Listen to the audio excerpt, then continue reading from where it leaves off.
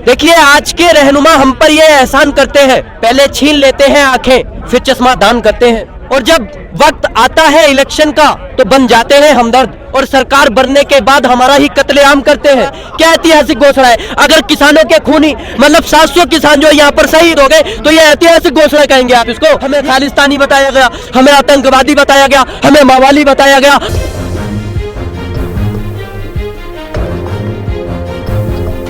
नमस्कार, आदाब, सत श्री अकाल, नमो बुद्धाय। मैं इस वक्त मौजूद हूँ गाजीपुर बॉर्डर पर। मेरे साथ कुछ साथी यहाँ पे मौजूद हैं। 1 साल आज हो चुका है और जैसे कि हम देख रहे हैं कि इससे पहले 19 नवंबर को प्रधानमंत्री मोदी जी ने ऐतिहासिक घोषणा की। वो ऐतिहासिक घोषणा में ये कहते हैं कि मैं अपने भाइयों को, अपने किसान भाइयों को ये बिल समझा नहीं सका, तो मैं बिल वापसी लेता हूँ। क्या लगता है, किस प्रकार देख रहे हैं इन सब चीज़ों को? नहीं, क्या ऐतिहासिक घोषणा की उन्होंने?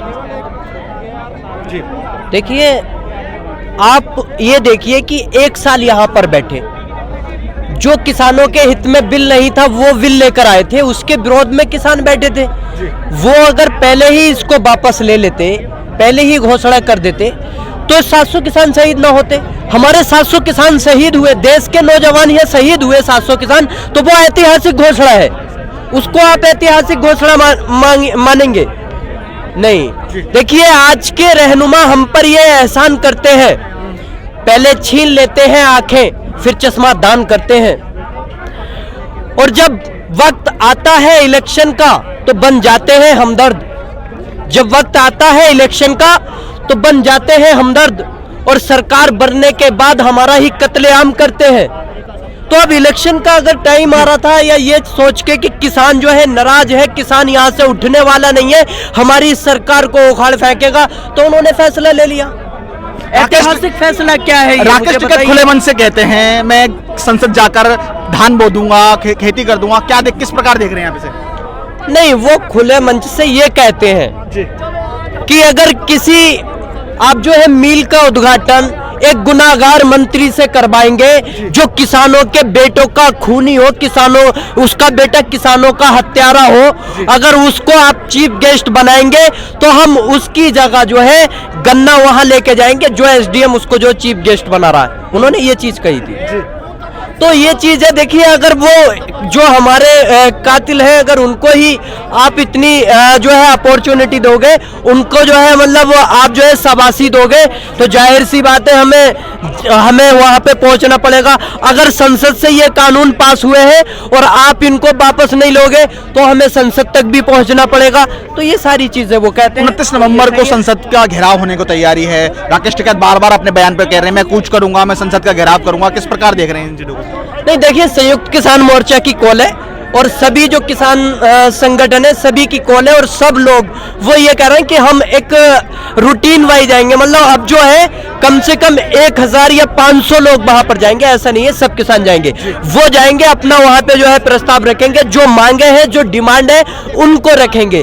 जो अभी रह गया वो कह रहे हैं कि एक वार्तालाप कमेटी बननी चाहिए, तो उसकी भी बात वहां पर रखी जाएगी, क्योंकि ये सरकार सुन नहीं रही। इन्होंने जो है कानून वापसी का ऐलान करके आप भी कह रहे हैं और भी कह रहे हैं कि ऐतिहासिक घोषणा। क्या ऐतिहासिक घोषणा है? अगर किसानों के खूनी मतलब 700 किसान जो यहाँ पर शहीद हो गए, तो ये ऐतिहासिक घोषणा कहेंगे आप इसको? ये किसानों की जो शहीदी, वो ये भी कहते हैं मंच से, ये भी कहते हैं संबोधन में अपने, कि हमने जो है मतलब तपस्या में कोई कमी नहीं छोड़ी। शायद ही हमारी कोई तपस्या में कमी रह गई होगी। आपने तपस्या में कोई कमी नहीं छोड़ी।